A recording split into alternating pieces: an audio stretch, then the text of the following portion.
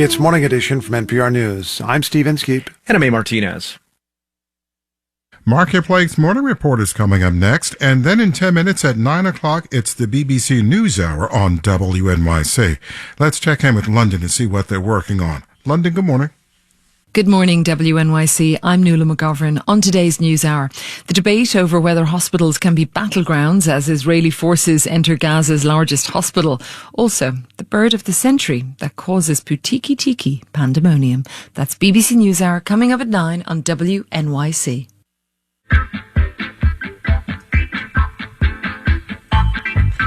.45 and sunny right now on this Wednesday morning. Increasing clouds today and a high of 52.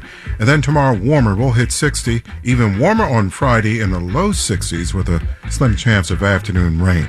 And then rain Friday night, rain Saturday into midday, and then turning sunny and mid-50s once again. Cooler on Sunday under sunshine. 45 and sunny now at 8:51.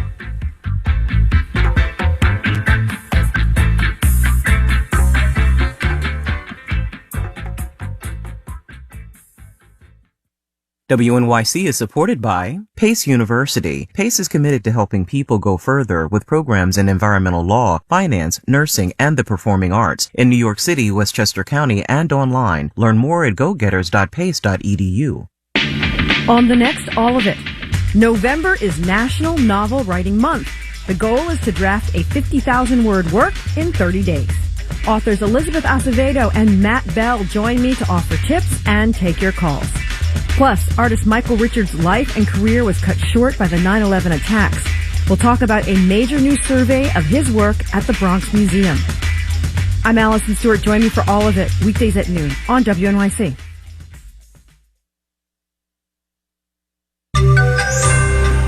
Retail sales are limping their way into the holidays.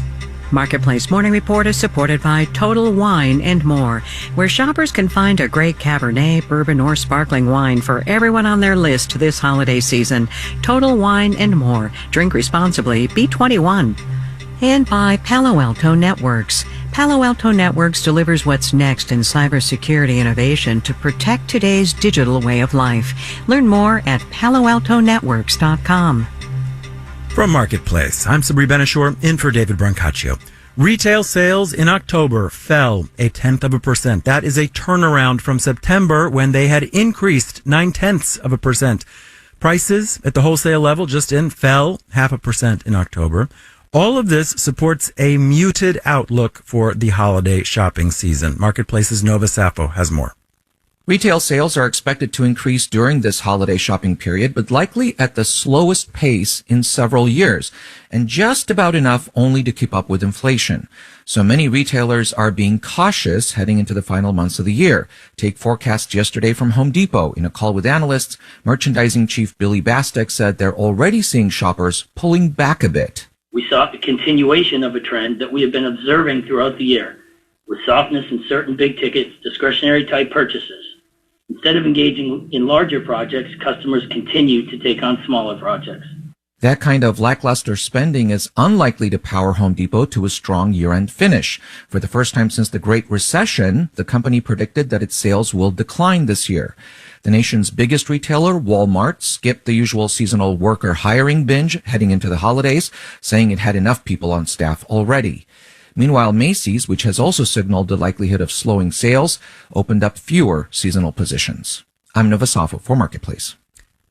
The House of Representatives has passed a stopgap funding measure to avoid a government shutdown Friday. The bill does not include funding for Ukraine or Israel, border security measures, or additional funding for a federal nutrition program for women and children. Decisions on those get delayed. It is now up to the Senate, which has till Friday to pass the bill. Let's do the numbers. Dow Jones, S&P, and NASDAQ futures are all up in the 3 to 0.6% range, with Dow futures up 120 points. The yield on the 10-year Treasury is 4.494%. Marketplace Morning Report is supported by Amazon Business. From small business to big enterprise and everything in between, Amazon Business helps simplify the supplies buying process. Amazon Business, your partner for smart business buying. And by Schwab.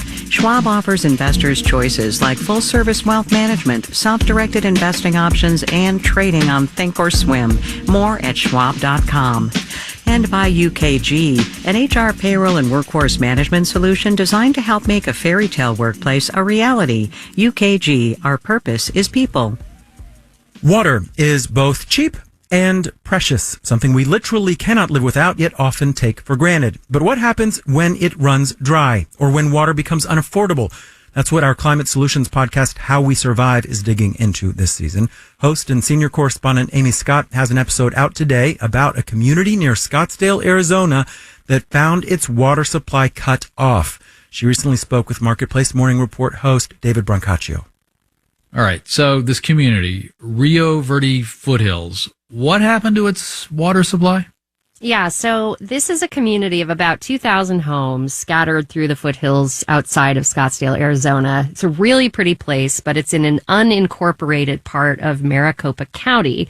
Most residents have wells, but about 500 households rely entirely on hauled water. As you said, water purchased from the city of Scottsdale and delivered in big trucks. But in January of this year, Scottsdale cut them off as part of a plan to address the ongoing drought. We've been following one couple, Lee Harris and her husband, Frank Avril. They went from spending about $130 to fill up their big underground tank, which lasts about 5 to 6 weeks, to more than $500 a delivery, mostly because of the extra diesel costs. And they're on a limited income and just couldn't afford it. It's wild.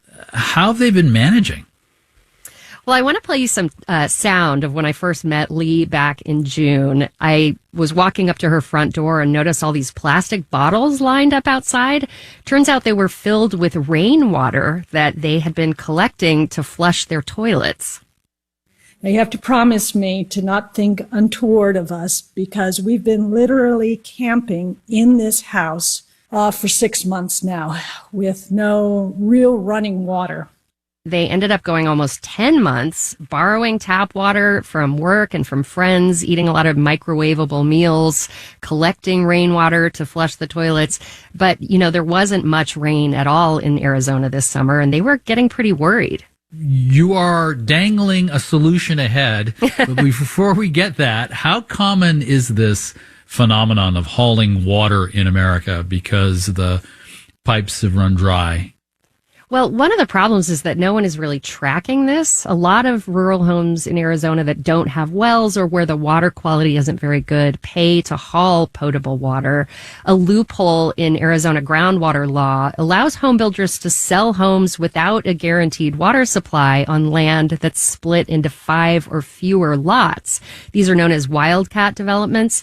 We also spoke to a resident, Christy Jackman, who runs a horse and donkey boarding business in Rio Verde Foothills.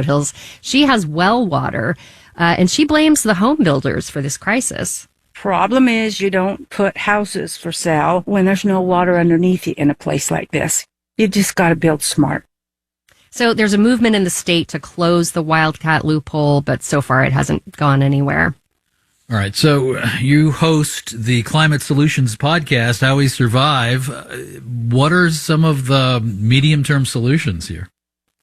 Well, for Rio Verde Foothills, in the end, the Arizona legislature stepped in. They allowed the community to create a sort of quasi-government agency to buy water from a private company, deliver it through Scottsdale's infrastructure. Lee and Frank got their first delivery just a few weeks ago. But that's what this season is about. It's really looking into how we're going to adapt and find other sources of water if we want to keep living in increasingly arid places. Marketplace's Amy Scott is host of How We Survive. The podcast is out now wherever you sign up for podcasts. Amy, thank you. Thanks so much, David. That was Marketplace's David Brancaccio there. You can learn more about How We Survive at marketplace.org. In New York, I'm Sabri Ben-Achour with the Marketplace Morning Report. From APM, American Public Media.